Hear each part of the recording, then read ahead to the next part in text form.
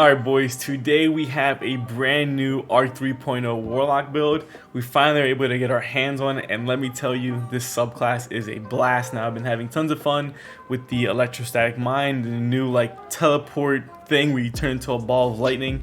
I believe the name is it's lightning surge, and we made a build focusing on lightning surge because honestly that's just the coolest part of the Warlock kit. So let's go ahead and jump right into this build. So for this build I recommend using the chain lightning melee attack because it has a lower base cooldown than the ball lightning melee attack, and the lightning surge attack actually uses your melee charge. So with a faster cooldown we're able to get that ability back up and use it more frequently. We're also pairing this lightning surge aspect with the electrostatic mind aspect.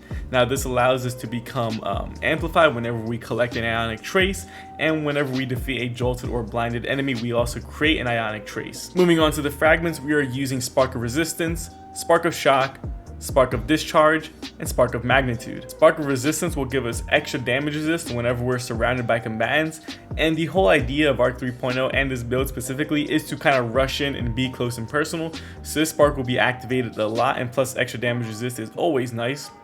Spark of Shock will cause my arc grenades to jolt, which plays very nicely with electrostatic mine because defeating those jolted enemies will spawn an ionic trace and make me amplified. We're also using Spark of Discharge, which states that arc weapon final blows have a chance to create an ionic trace. I am pairing this with a stochastic variable, but it can be any other arc weapon, it doesn't matter.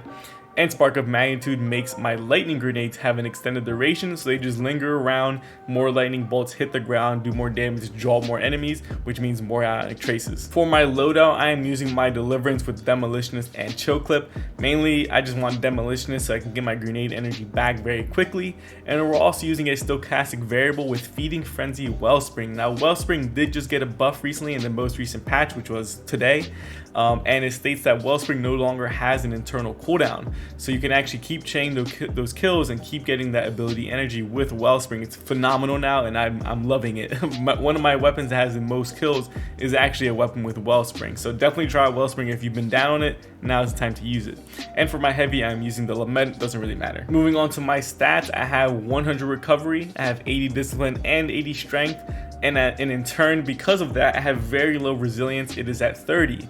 Now, I'm making up for that with Spark of Resistance and with the fact that whenever you're sprinting while amplified, you get an extra damage resist buff. So I'm kind of playing to that staying in the fight as long as possible kind of idea with Arc 3.0, because if I'm surrounded I get damage resistance, and if I'm sprinting around I get damage resistance. So it's kind of a high risk, high reward, almost like a glass cannon, but in order to keep my resistance up I gotta stay fighting. And I'm pairing all of this with Claws of Ahamkar. You guys already know this is my favorite Warlock exotic, and it just gives you a double melee charge, but that's so good, especially with this build. I'm able to pretty much keep spamming that dodge attack and summoning those lightning bolts and create more ionic traces. It's very, very fun to use. Now moving on to the mods, I'm using Melee Wellmaker, Font of Might, 2 stacks of Outreach, and 3 stacks of Well of Striking. Melee Wellmaker will create that Arc Elemental Well whenever I get a melee attack, and yes, it does work with the Lightning Surge melee attack.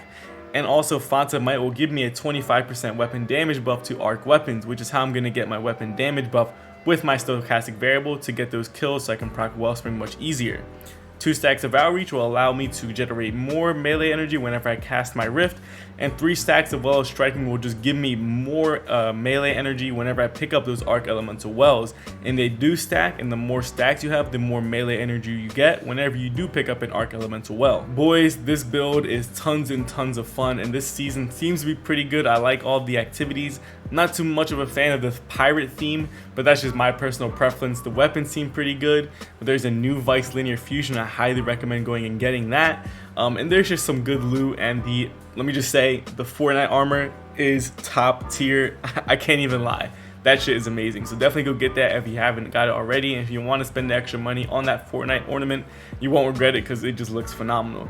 But so far it seems pretty good. I'm having a lot of fun, and I want to get right back to the grind, guys. So leave a like, hit that subscribe button, and I hope to see you guys in the next video. Deuces.